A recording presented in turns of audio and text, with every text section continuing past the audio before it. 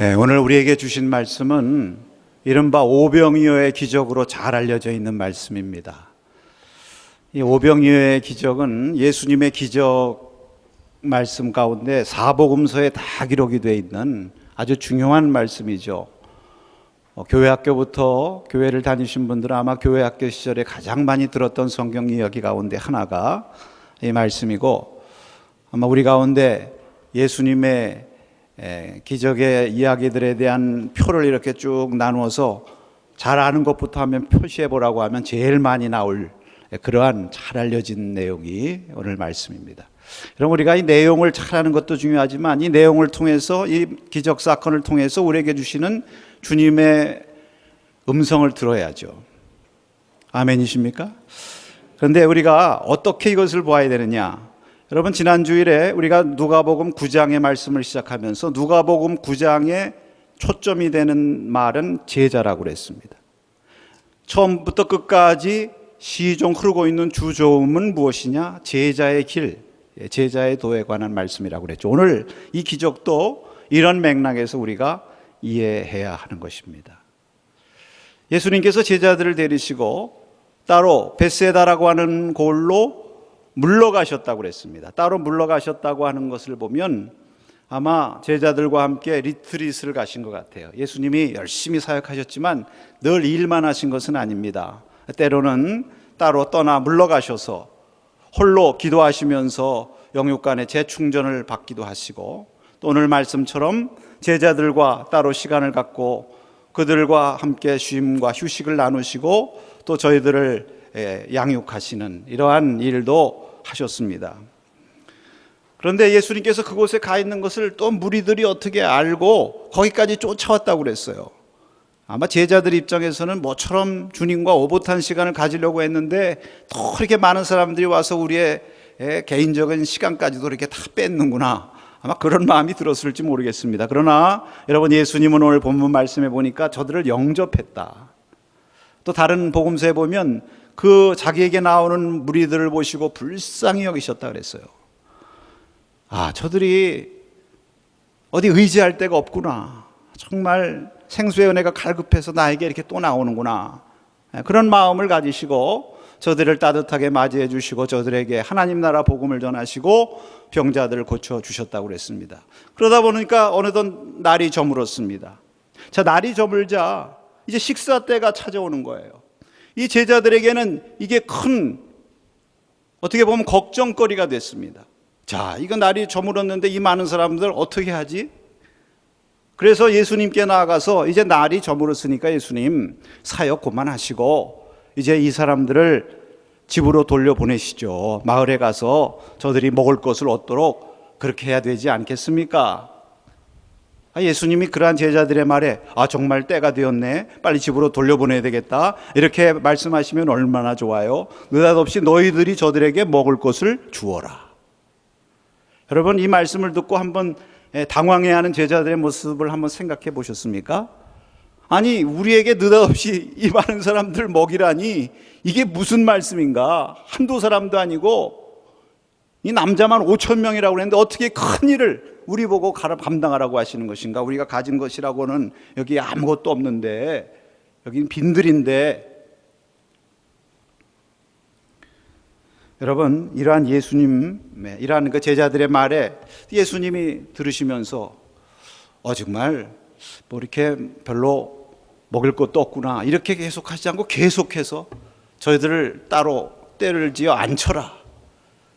여러분, 이것은 예수님이 한 걸음 더 나가시는 거죠. 뭐 쟤들 앉히라고 그러면 대책이 있어야 될 거 아니겠어요? 그렇죠.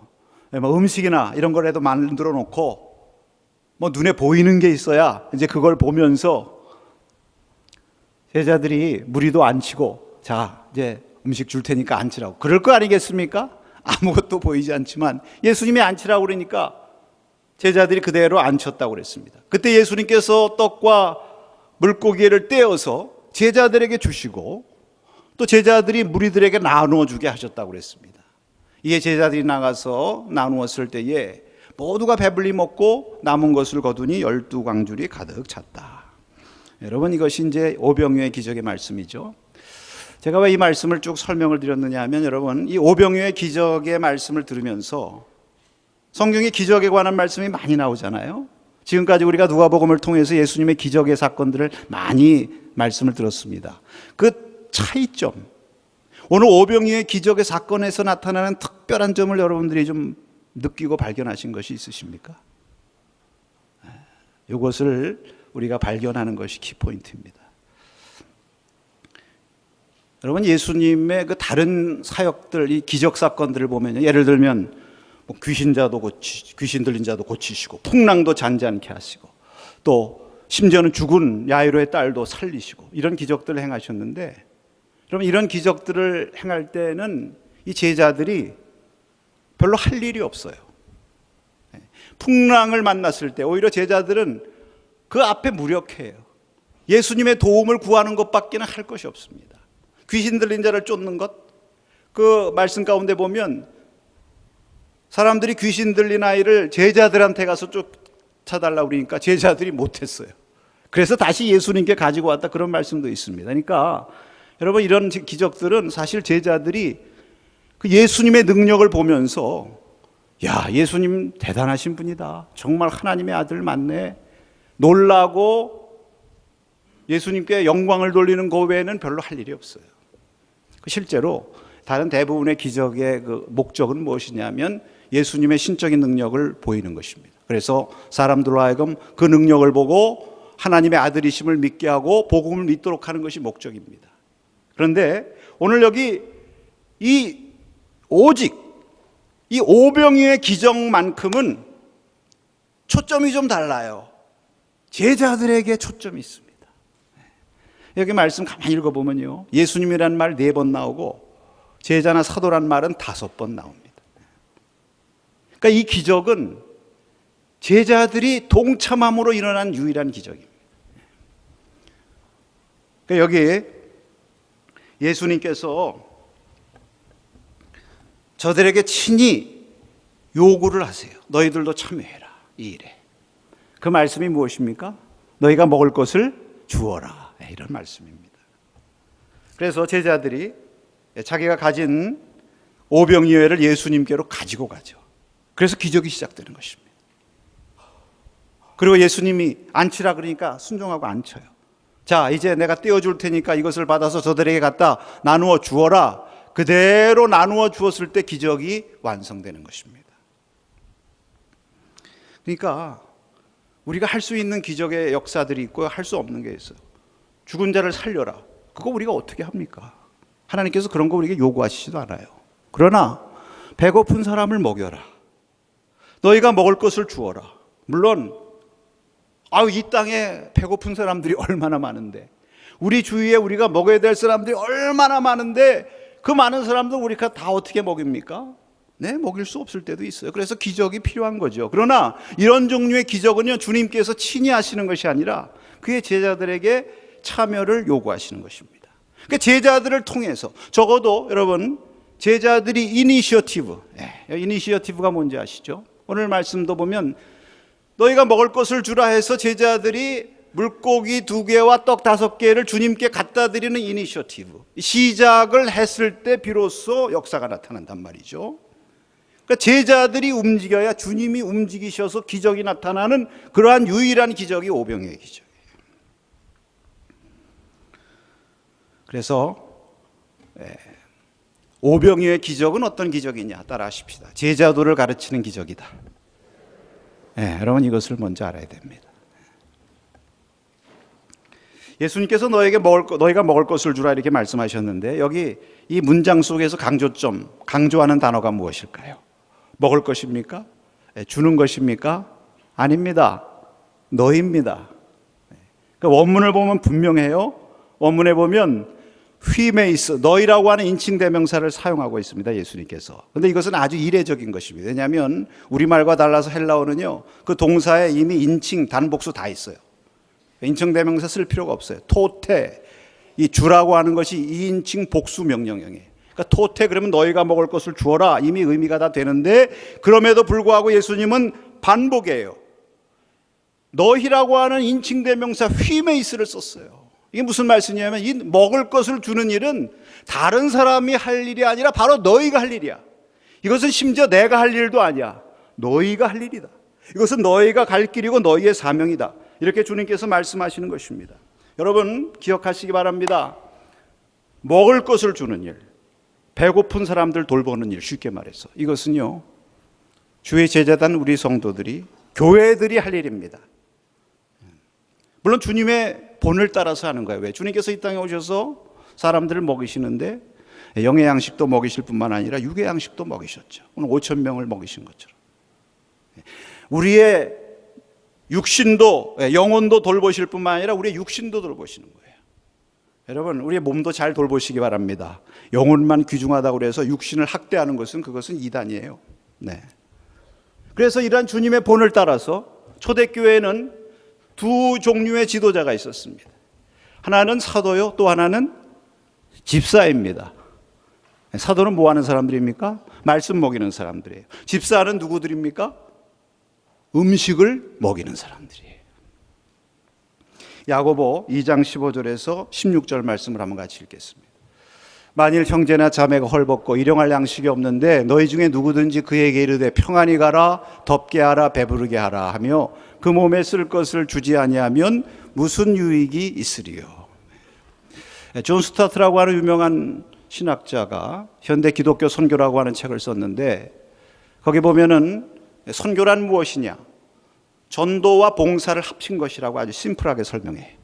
그러면서 말씀하기를 여기 지금 배고파 굶주려 죽어가는 사람이 있다고 하면 그 사람에게 먼저 먹을 것을 줘서 살려놓은 다음에 복음 전해야 된다, 이렇게 얘기합니다. 자, 오늘 이 너희가 먹을 것을 주라, 이것이 오늘 우리에게 주신 주님의 제자의 사명이라고 말씀하셨는데, 그럼 우리가 어떻게 이 먹을 것을 줄 수 있습니까? 이 먹을 것을 주라고 하는 이 말씀 속에 담긴 이 제자도의 의미가 무엇입니까? 오늘 말씀을 통해서 우리가 함께 은혜를 나누기를 원합니다. 그 첫 번째로 먹을 것을 주고자 하는 관대한 마음이 있어야 된다, 이렇게 말씀하시는 것입니다. 주님께서. 여러분 관대한 마음, 관대라고 하는 것이 뭐죠? 다른 사람의 어려움이라든지 필요를 헤아릴 줄 아는 넉넉한 마음이죠. 여러분 모든 일이라고 하는 것은 마음에서 시작하죠. 그러니까 주는 것도요 그냥 되는 것이 아니라 주고자 하는 넉넉한 마음이 있어야 되는 것입니다. 사실은 이게 주님의 마음이죠. 제자들은 주님의 마음을 본받는 자들이죠. 자, 오늘 여기 너희가 먹을 것을 주라고 하신 이 말씀을 언제 예수님께서 하셨는가? 그 앞에 12절 말씀에 대한 응답이죠. 제자들이 예수님께 나와서 하는 응답, 말의 응답. 그럼 제자들이 뭐라고 말씀했습니까? 예수님, 이제 날이 저물었습니다. 이제 식사 때도 다가오는데 이 많은 사람들 빨리 집으로 돌려보내시죠. 마을에 가서 먹을 것을 얻게 하십시오. 여기 빈들에는 아무것도 없습니다. 이 말에 대해서 예수님께서 대답하시면서 너희가 먹을 것을 주라, 그렇게 말씀하신 거예요. 왜 그러셨을까요? 여러분 이 제자들의 마음을 한번 생각해 보세요. 지금 이렇게 얘기하는 거 쉽게 생각해서 제가 오늘 여기서 예배 드리고 예배 끝나니까 마지막 끝나면서 여러분 이제 예배 끝났으니까 빨리 집으로 돌아가십시오. 이제 모든 거 다 끝났습니다. 그러면은 물론 당연한 얘기지만 여러분 기분 좋으실까요? 목사님이 우리 되게 보내려고 그러네. 더 이상 옆에 있는 거 별로 좋지 않은가 보다. 다행히 우리 교회는 예배 끝나고 뭐 줍니까? 밥도 줍니다. 참 좋은 교회예요. 성경적이죠. 여러분 제자들이 그렇게 하고 있는 거야. 보낼 생각부터 해요. 그 왜 보낼 생각부터 하느냐? 이 말씀 가만히 제자들의 말을 읽어보면요, 지금 이 무리가 걱정거리예요. 그들을 먹이는 것이 그들에게는 큰 문제, 프로블렘, 부담스럽고 아주 불편해요. 그 왜 그러냐? 자기 생각에 꽉 차 있으니까 빨리 보내고 우리 좀 쉬어야 되겠다라든지, 빨리 걱정거리 빨리 해치워야 내가 편안하겠다라든지, 이 자기 셀프 인트레스트라고 표현할 수 있을까요? 이 자기 관심에 꽉 사로잡혀 있으니까 마음이 넉넉하지 못해가지고 이 무리가 지금 문제거리예요, 문제거리. 여러분 이것이 예수님 마음과는 반대되는 거예요. 예수님은 앞에 보면 11절에 보니까 저들을 영접하셨다고 그랬어요. 다른 복음서에 보면은 이 사람들을 어떻게 그냥 보내겠느냐, 무엇인가 먹여서 보내야지, 이런 말씀을 예수님이 하시거든요. 그러면서 제자들에게 말씀하시기를 너희가 먹을 것을 주어라, 이렇게 말씀을 하시는 것은요, 이것이 너희들 문제라고 생각하지 말고, 이렇게 여기 이 시간에 식사 시간이 다가왔으니까 저희들을 먹일 기회라고 생각해라. 따라하십시다. 문제라고 생각하지 말고 기회라고 생각하자. 예. 이 좁은 마음, 자기만 아는 마음을 갖고 있으면 모든 것이 문제예요. 예. 내가 뭐 옆에 좀 먹일 사람이 있어도 그게 골칫거리고, 또 나이가 좀 뭔가 도움이나 헌신이 필요한 일들이 생겨도 그게 문제거리로 느껴져. 불편하게 느껴진다. 그러니까 하고 싶지가 않은 거죠. 그런데 주님 마음처럼 이 관대하고 너그러운 마음이 있으면, 아, 이게 내가 섬길 기회구나. 내가 이게 주님의 사랑을 나눌 기회구나. 내가 이게 사랑을 베풀어서 축복받을 기회구나. 할렐루야. 그렇게 느끼는 거예요. 그런 마음을 가지라는 것입니다. 에스더 4장에 보면 모르드게가 이 하만이 유다 백성을 멸하려고 하는 음모를 알고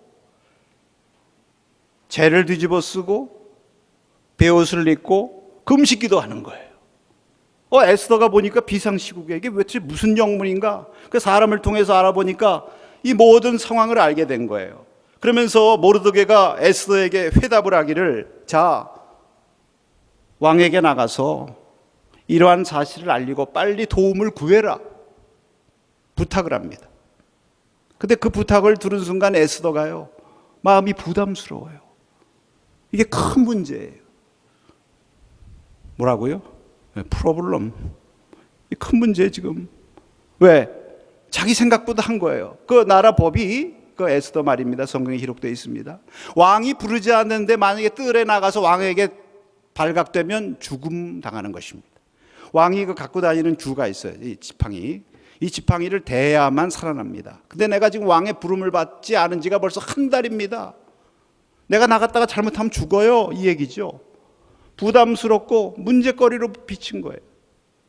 그 얘기를 듣고 모르드게가 뭐라고 얘기하는 줄 아십니까? 에스더 4장 14절 한번 같이 읽겠습니다. 이때 내가 만일 잠잠하여 말이 없으면 유다인은 다른 데로 말미암아 노임과 구원을 얻으려니와 너와 내 아버지 집은 멸망하리라. 내가 왕후의 자리를 얻은 것이 이때를 위함이 아닌지 누가 알겠느냐? 여러분, 이 말씀의 의미가 무엇입니까? 내가 잠잠하고 피해도 하나님은 다른 방법으로 이 민족 구원하실 거야. 그러나 너와 내 가정은 망할 것이다. 왜 망하느냐? 왕후를 세워주신 것이 하나님이 너 잘 먹고 잘 살라고 세워준 게 아니라 지금 이때를 위해서 섬길 기회를 주셔서 그렇게 하신 건데 네가 피하면 되겠느냐? 이 말씀을 듣고 에스더가 깨닫는 거죠. 아, 이거는 내가 문제로 생각할 것이 아니라 기회로 생각해야 되겠다. 그래서 그가 얘기합니다. 내가 금식하면서 왕에게 나갈 테니까 나를 위해서 금식해 주십시오. 죽으면 죽으리다고 나가서 민족을 구원하죠. 할렐루야. 예, 주님께서 우리에게 원하시는 것은 관대한 마음. 이 관대한 마음이 있어야만 우리에게 주어지는 모든 일들, 우리가 감당해야 할 일들이 부담이나 문제가 아니라 축복의 기회로 하나님이 나를 쓰시는 기회라고 생각하고 감사할 수가 있는 거예요. 믿습니까? 제가 예를 하나만 더 들겠습니다. 금년 종교개혁 500주년인데 그 종교개혁을 하면서 칼빈이 종교개혁했던 제네바를 가서 그런 얘기를 우리가 들었어요. 칼빈이 종교개혁자 중에 아주 유명한 종교개혁을 완성했다는 사람 아닙니까? 근데 이 사람이 이제 파리에서 개혁사상을 전파하다가 그 천주교 지도자들 눈에 나가지고 박해를 받아요. 그래서 도피를 하는 것입니다. 어디로 도피를 할 계획을 했느냐면 스트라스부르크. 거기에 가서 그 당시에 역시 신앙의 박해를 받은 디아스포라, 위구노 신자들을 데리고 목회를 해야 되겠다. 그런 생각을 하고 이제 스트라스부르크로 가려고 하는데 당시 독일과 불란서 사이에 정정이 불안했어요. 그래서 바로 가지를 못하고 제네바를 경유하게 되는 것입니다. 이게 하나님의 섭리죠. 제네바를 이제 경유하면서 그 제네바에 전부터 알고 지냈던 파렐이라고 하는 목사님 집에서 머물게 돼요. 하룻밤을 머뭅니다. 근데 그 하룻밤 머무는데 파렐이 밤에 찾아와서는 이 칼빈의 개혁사상을 익히 알고 있었기 때문에 지금 제네바에서 내가 개혁 운동을 지금 펼치려고 그러는데 당신 같은 사람이 꼭 필요합니다. 여기 머물러 주십시오. 그런데 칼빈이 고사합니다. 왜? 자기 계획이 있잖아요. 나는 지금 스트라스부르크에 가서 거기 가서 우리 성도들 데리고 목회를 해야 되니까 내가 여기 머물 수 없다. 내가 여기 일을 할 수 없다. 막 고사라는 거예요. 부담스러운 거예요. 여기 같이 하자는 게. 그러니까 파렐이 뭐라고 얘기합니까? 하나님께서 당신을 이곳으로 공유해서 여기 머물게 한 게 이게 하나님의 뜻인지 혹시 압니까? 당신 만약에 거절하면 하나님이 당신에게 벌을 줄 거라고. 그 얘기를 듣는 순간 이 칼빈이 주님의 음성을 들었다고 그랬어요. 아, 이게 하나님께서 나를 통해서 정말 무엇인가 하시려고 하는 하나의 그 기회의 문을 열어주시는가 보다. 거기 눌러 앉은 거예요. 할렐루야. 그래서 종교개혁을 하고요. 그 칼빈이 탄생. 만약 그때 그것을 그냥 피해서 스트라스부르 가서 목회했으면 그냥 한 목회자로 그냥 살다가 역사 속에 묻혀버리고 말았을 거예요. 하나님이 주신 기회를 붙잡았을 때 너그러운 마음을 가지고 종교개혁자로 우뚝 서게 된 줄로 믿습니다. 여러분, 오늘 입장을 바꾸어서 오늘 이런 상황에 처했을 때 우리에게 이 무리의 식사 문제가 문제로 다가올까 기회로 다가올까 한번 자문해 보시기를 바랍니다. 사람들의 형편과 간절함을 헤아리는 관대한 마음만이 문제가 아니라 기회로 받아들일 수 있도록 우리를 도와주는 것입니다. 넉넉하고 관대한 마음을 가진 사람에게는 섬기고 일할 기회가 자꾸 보이죠. 그러나 자기 관심에 가득 사로잡혀서 모든 것이 문제로 보이면요, 피하고 싶어요. 그 나중에는 할 일도 없어지고 주님 앞에 쓰임받을 수도 없게 되는 것입니다. 오늘 주님께서 말씀하십니다. 너희는 나의 마음을 품으라. 관대하고 넉넉한 마음을 가져서 너 앞에 너의 필요를 요청하는 사람들이 있으면 문제라고 생각하지 말고 기회로 생각하고 섬기라. 할렐루야. 주님의 음성으로 들으시기 바랍니다. 두 번째로, 제자들 편에서 먼저 믿음과 헌신과 순종을 요구하시는 말씀입니다. 여러분, 오늘 오병이어 기적의 사건은 절대로 무에서 유를 창조한 기적이 아닙니다. 주님께서 물론 하실 수 있어요. 주님께서 능력해 주심인데 그 광야에 널린 게 돌 아니에요. 예를 들면 그 많은 돌을 가지고 떡으로 변하게 해서 먹이실 수도 있으시겠죠. 그렇게 하시지 않는 것입니다. 어떻게 했습니까? 제자들이 가져온 작은 음식을 사용하십니다. 여러분, 오병이어가 예수님의 손에 들러졌을 때 비로소 5천 명을 먹이는 기적의 역사가 시작된 줄로 믿습니다. 제자들이 우리에게 사실 오병이어밖에 없습니다, 이런 마음은 들었지만 그것을 주님께로 갖고 왔어요. 다른 복음서에 보면 이 장면에서 몇 가지 주님의 말씀도 있는데, 너희가 좀 어디 가서 너희들에게 무엇이 있는지 좀 찾아봐라, 이런 말씀도 하시고요. 오병이어가 있다 그러니까 그것을 내게로 가지고 와라. 내게로 가지고 와라. 주님께 가지고 간 거예요. 그것을 통해서 역사하시는 것입니다. 여러분, 이것이 주님의 일하시는 방법임을 믿으시기 바랍니다. 먹는 것을 주는 자가 되려면 먼저 내 편에서 주님께 믿음으로 드리는 헌신이 있어야 돼. 그것이 작은 헌신이라도. 여러분, 우리가 땅에서 많은 열매를 거두기를 바라죠. 근데 땅에서 많은 열매를 거두려면 맨 처음에 내가 무엇을 해야 됩니까? 거기다 종자를 심어야 되는 거죠. 여러분, 우리가 물을 밑에서 이렇게 끌어올립니다. 저 어렸을 때는 우리 집 앞에 이 펌프가 있었어요. 이렇게 하는 펌프. 여러분 다 아실 겁니다. 근데 그 펌프질을 해서 물을 끌어올리면 반드시 어떻게 해야 되느냐? 거기다가 먼저 한 바가지를 부어야 되는 것입니다. 내가 먼저. 그것을 뭐라고 그래요? 마중물. 네. 여러분, 주님께서 역사하시는데 주님의 은혜의 마중물을 필요로 하시는 것입니다. 네. 그러니까 내가 먼저 헌신해야 돼. 믿음으로. 작은 거지만 오병이어 갖다 드려야 돼.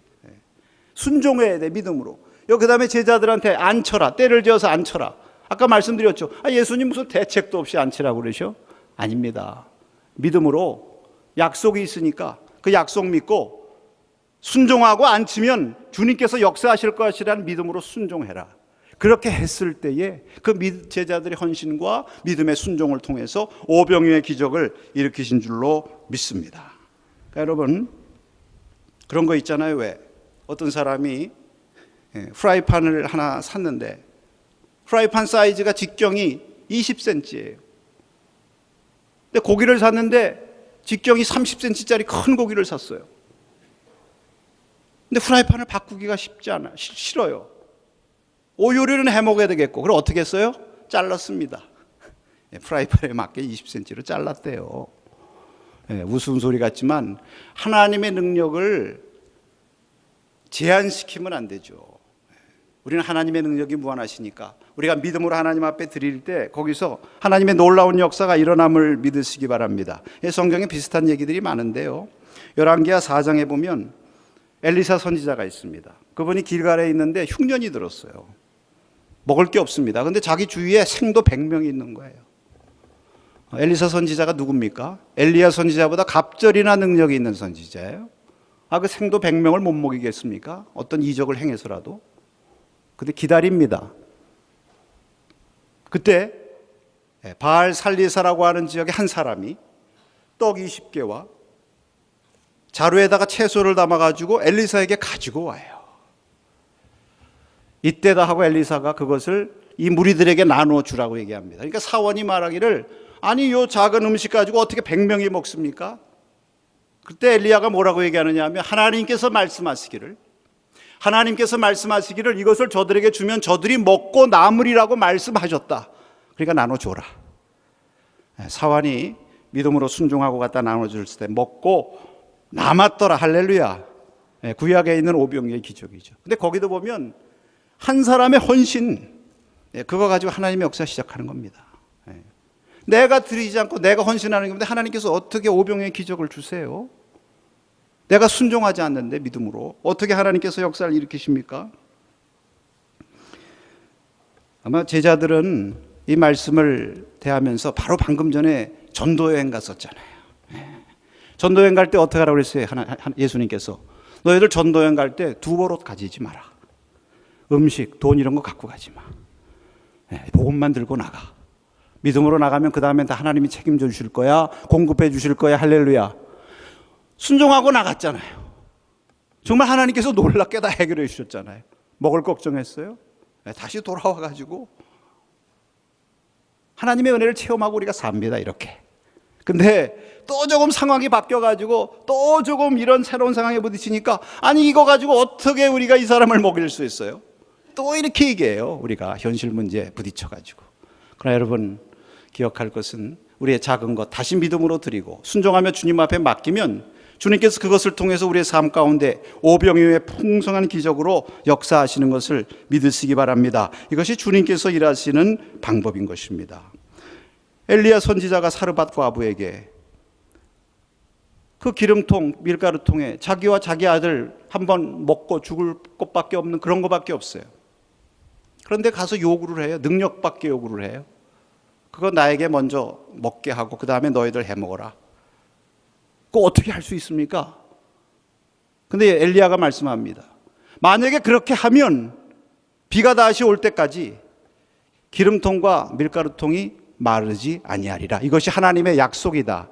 그 약속 믿고 사르밧 과부가 그대로 순종하며 자기 것 드렸을 때 기름통과 밀가루통이 마르지 않는 기적의 축복이 임한 줄로 믿습니다.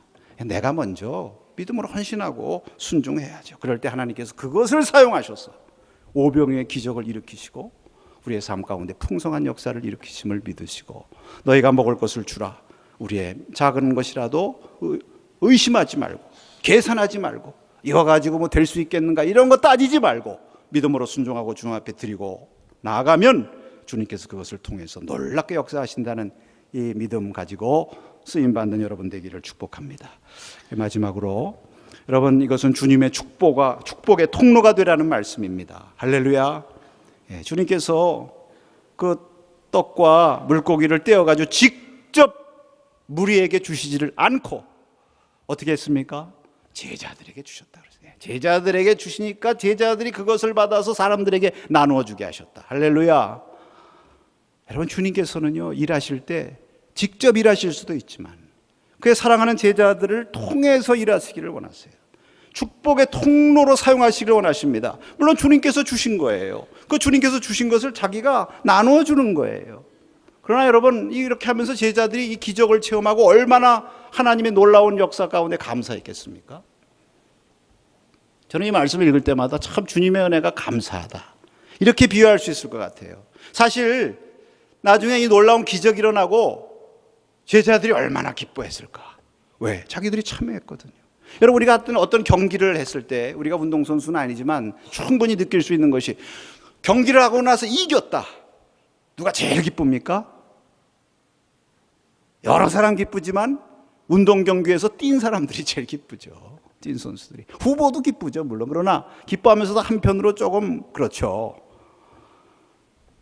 예수님께서 이 놀라운 축복의 현장에 제자들을 껴주시는 거예요. 축복의 통로로. 후보 선수로 벤치에 앉혀놓지 않으시고 게임의 주연으로 끼게 해주시는 거예요. 뛰게. 할렐루야.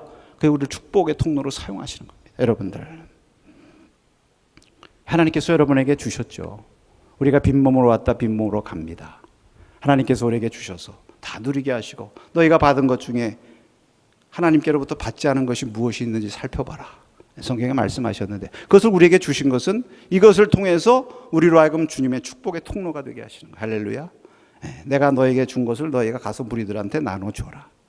그렇게 쓰임받게 될 때 제자들이 그 역사 가운데 주인공으로 일하면서 나중에 그 많은 사람들을 먹이고 12광주리를 거둘 때 얼마나 제자들이 기뻐했을까. 평생 얘기했을 거야.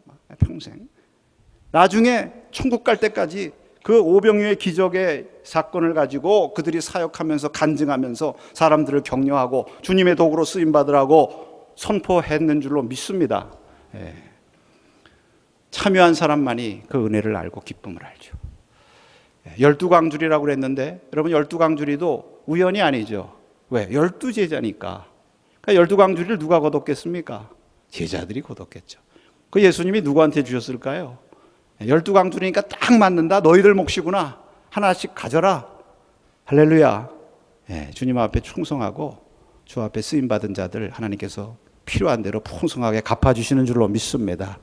오늘 여러분, 너희가 먹을 것을 주라. 주님 말씀하시는데, 우리 주위에 우리가 먹을 것을 주어야 될 사람들이 있습니다. 이 땅에도 많은 사람들이 있습니다. 그런 사람들을 우리가 주님의 마음을 가지고, 관대한 마음을 가지고, 불쌍히 여기는 마음 가지고 그런 사람들을 돌볼 수 있는 그런 은혜를 주님께서 이 시간 저와 여러분에게, 우리 교회에 다시금 주실 수 있기를 축복합니다. 주님께서 내 마음이 가 있는 그곳에 너희들 마음도 가기를 원한다.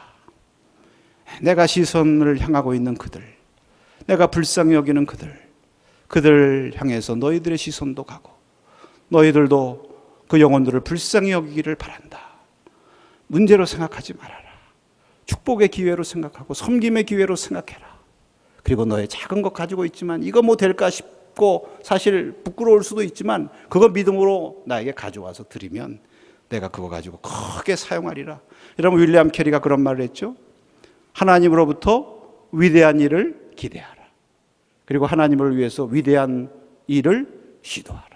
누가 위대한 일을 시도할 수 있습니까? 하나님으로부터 위대한 일을 기대하는 믿음이 있는 사람. 그럼 위대한 일을 시도하는 것은 어떤 일입니까? 대단한 일, 지구를 변혁시키는 일이 위대한 일이 아닙니다. 내가 가지고 있는 물고기 2마리와 떡 5개 작은 것이지만 그거 믿음으로 주님의 약속 붙들고 주님 앞에 드려서 쓰임받게 될 때 거기에서 하나님의 놀라운 위대한 역사들이 일어나는 줄로 믿습니다.